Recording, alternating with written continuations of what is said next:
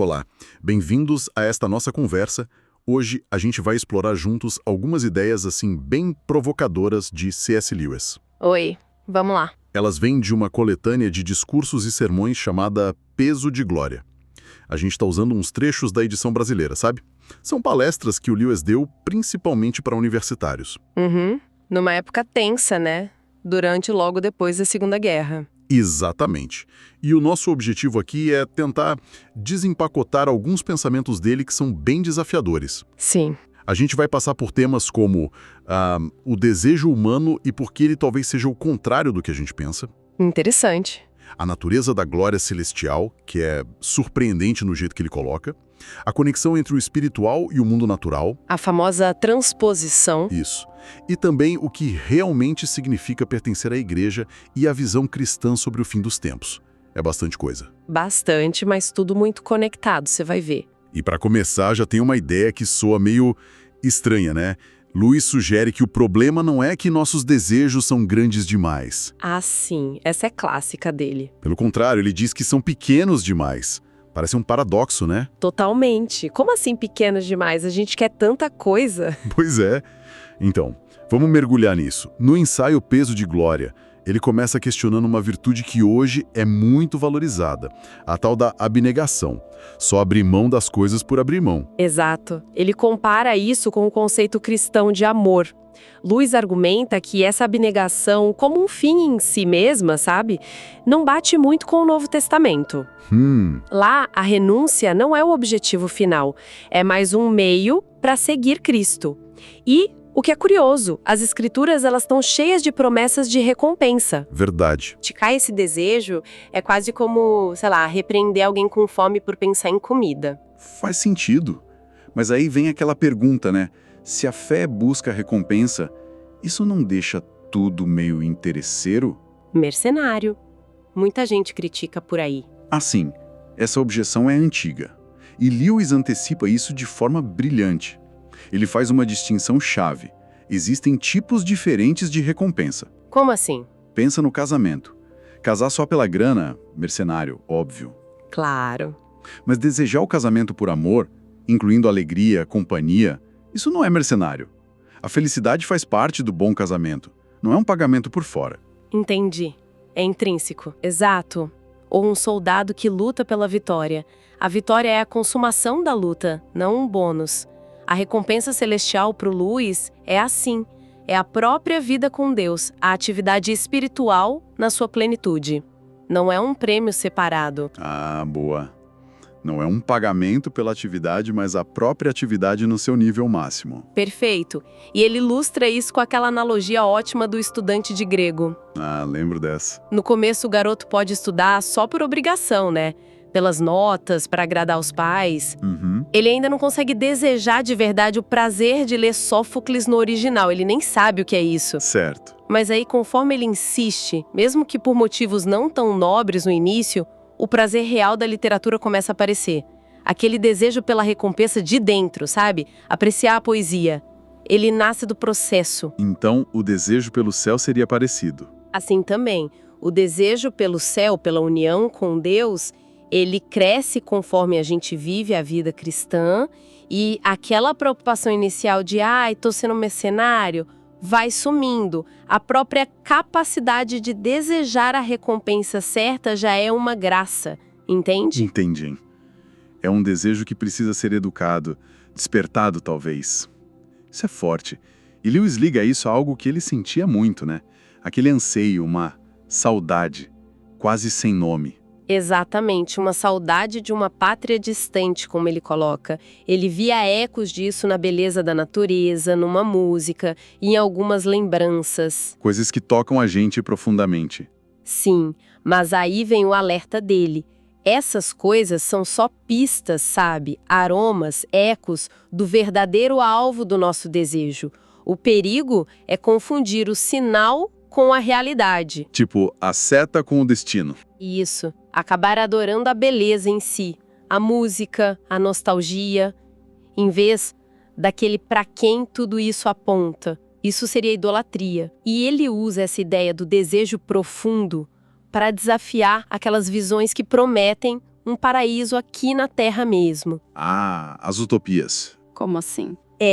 Ele aponta para duas coisas meio inconvenientes que essas utopias terrenas costumam esquecer. Primeiro, a morte individual. Cada um de nós vai morrer, não importa o quanto a civilização avance. Duro, mas real. E segundo, a entropia universal, a tendência do próprio universo ao desgaste, a segunda lei da termodinâmica.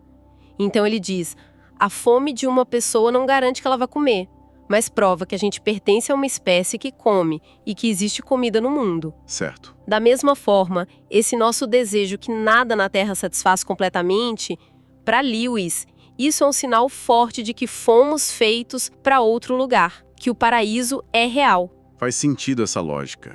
O desejo como um indício. E quando ele olha para as descrições do céu na Bíblia, ele as vê como... Simbólicas, tentativas de descrever o que não tem descrição fácil.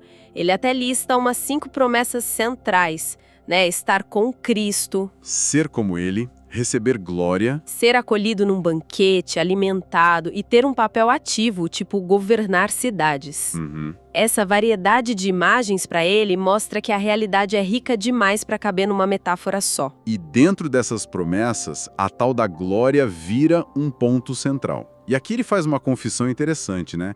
Ele mesmo achava essa ideia meio... repulsiva no começo, ou parecia vaidade, tipo fama, competição, ou então algo meio bobo como brilhar literalmente, sei lá, igual uma lâmpada. A palavra glória hoje pode soar meio vazia mesmo, ou ligada só à celebridade. Mas aí Lewis faz uma descoberta que muda tudo. Exato. Ele percebe que os grandes autores cristãos do passado entendiam glória celestial principalmente como ser reconhecido e aprovado por Deus. Aquela frase da parábola. Muito bem, servo bom e fiel. É a fama diante de Deus. E ele conecta isso de um jeito muito humano, muito bonito, aquele prazer simples que a gente sente.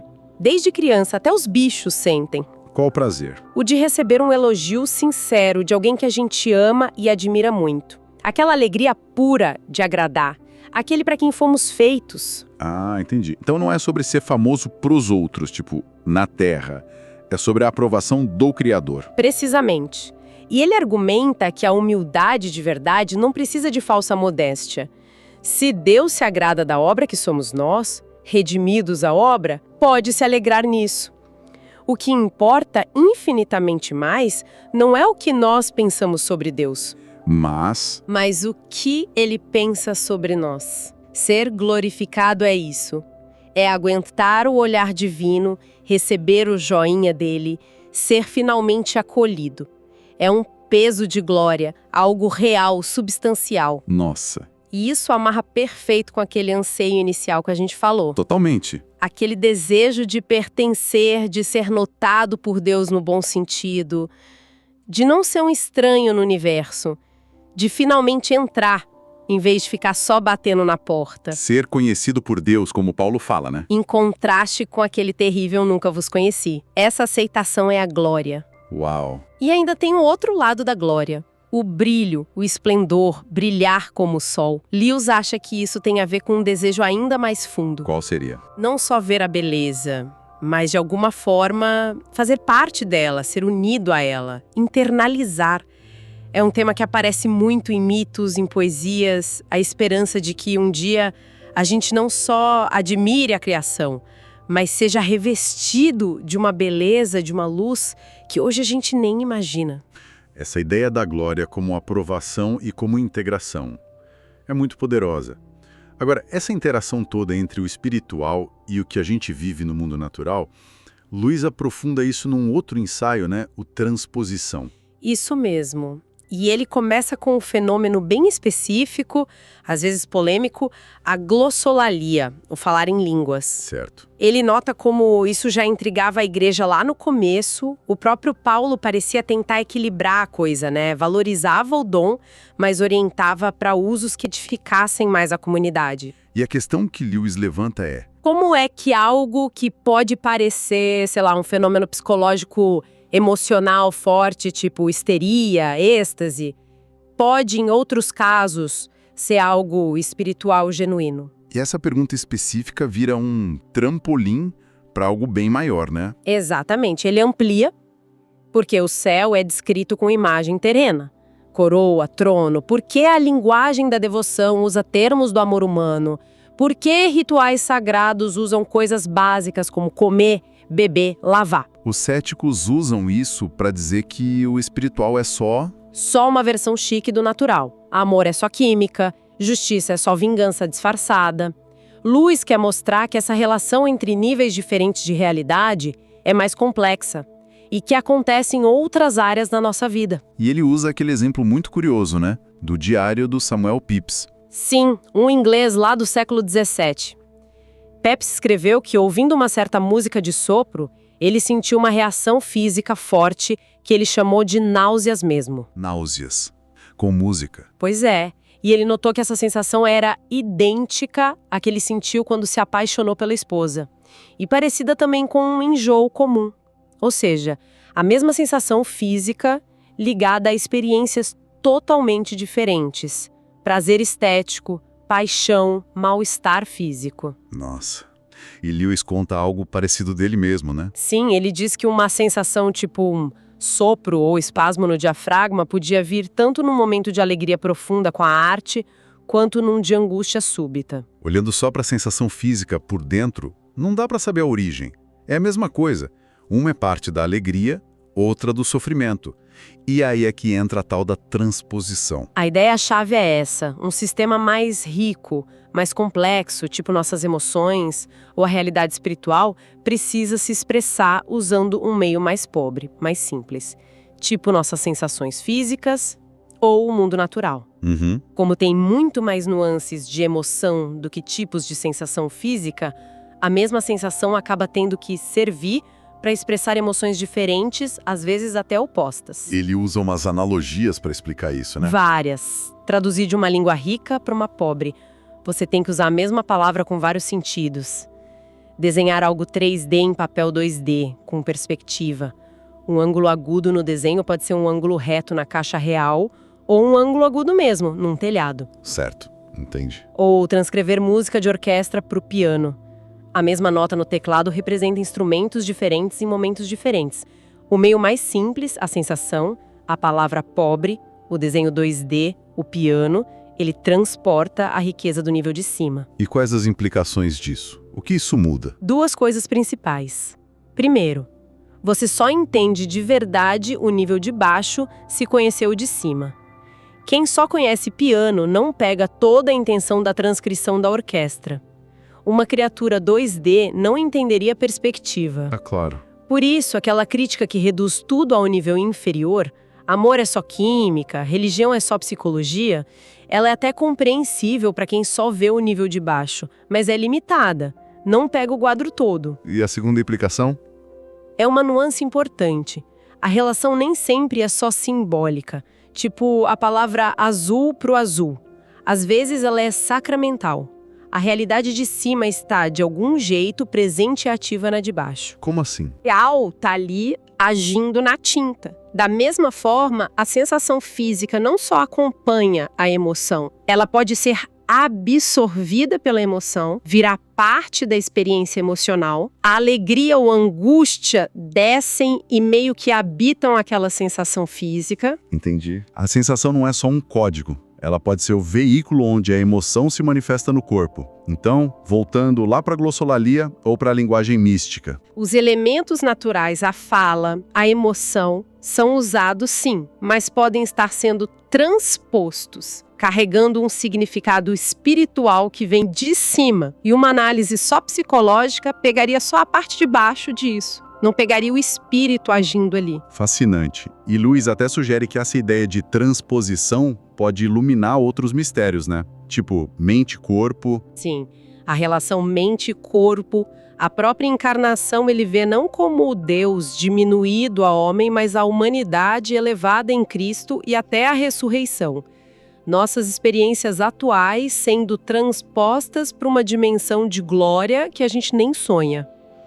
Essa ideia de níveis de realidade se expressando uns nos outros leva a gente para outra questão importante que Lewis discute: a natureza da comunidade cristã.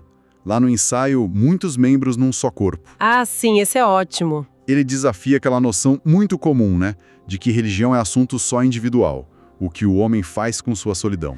Exato, ele lembra que o cristianismo sempre se viu como uma comunidade orgânica.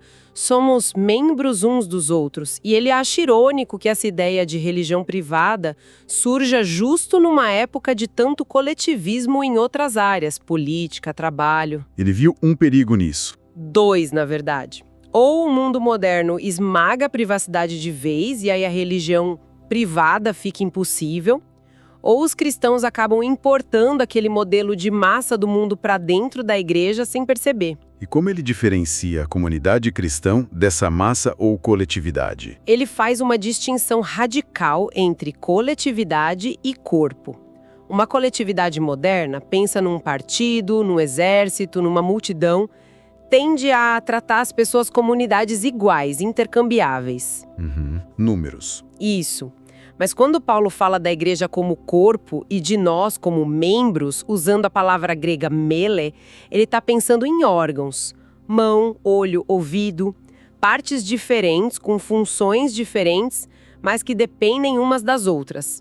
A unidade vem da diferença complementar, não da igualdade de peças. Como numa família, talvez, onde cada um tem seu lugar, seu papel. Com diferentes gerações, papéis. É um organismo.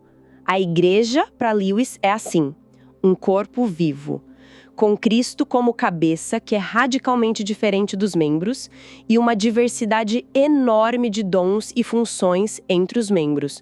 Não é um monte de gente idêntica junta. Isso leva ele para uma discussão sobre igualdade que hoje pode soar meio desconfortável, né? Ele parece questionar a igualdade como ideal máximo. Ele questiona sim, mas com cuidado. Ele defende a igualdade política, direitos iguais, voto para todo mundo, como uma ferramenta prática necessária no mundo caído. Ele cita até o Lord Acton: o poder corrompe. Ah, sim. Então, a igualdade perante a lei é uma proteção contra a tirania, contra a gente explorar uns aos outros.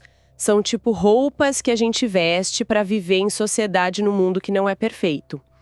Mas ele não acha que isso reflete a realidade mais profunda, nem que seja o ideal espiritual final. E qual seria a alternativa dentro da igreja, então, se não é essa igualdade numérica? Dentro do corpo de Cristo, ele argumenta, a gente meio que tira essas roupas da igualdade artificial e aí a gente redescobre nossas verdadeiras diferenças e desigualdades, que não são baseadas em status do mundo, mas nos dons e funções que Deus dá.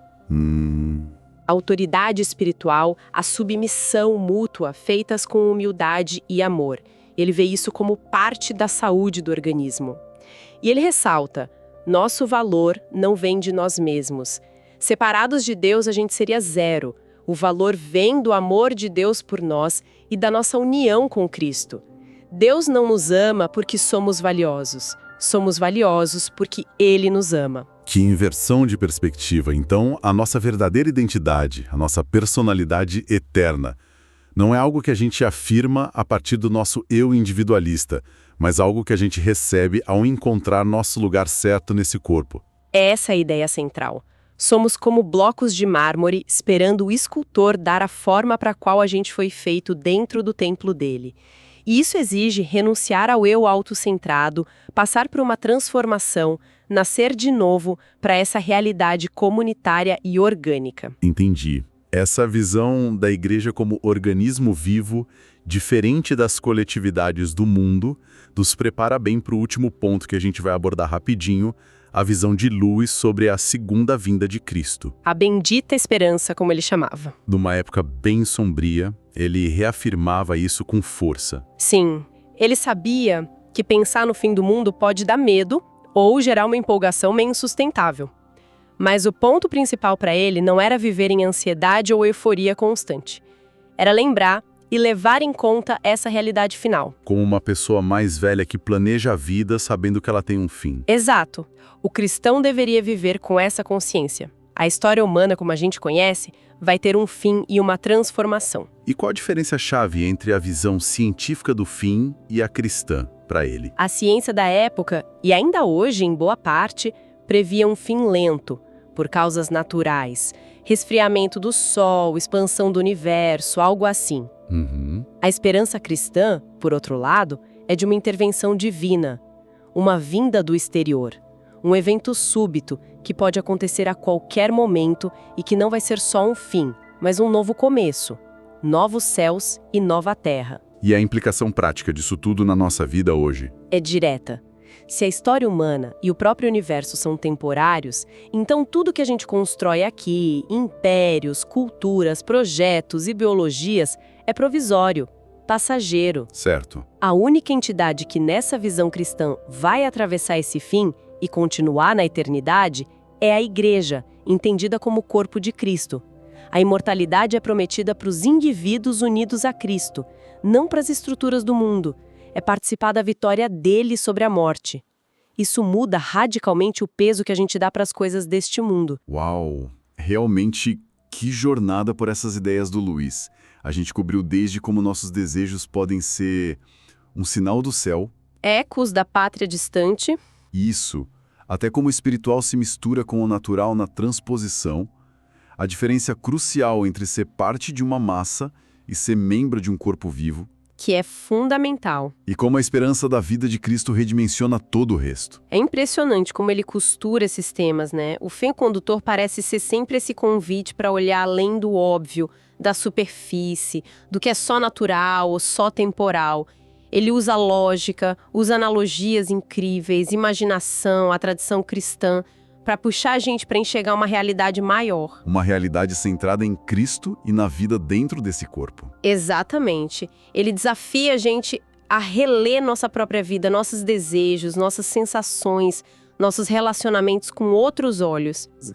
E se até sensações comuns do corpo podem ser canais para algo divino pela transposição? Será que não tem momentos no nosso dia a dia, sei lá, um vislumbre de beleza que pega a gente de surpresa, uma conexão de verdade com outras pessoas, até uma dificuldade que a gente enfrenta junto, que são, na verdade, sussurros daquela realidade mais profunda? Pistas daquele peso de glória. Exato. Esperando ser reconhecidas, se a gente aprender a prestar atenção de um jeito diferente. Fica aí a reflexão. Ótima reflexão. Até a nossa próxima conversa. Até lá.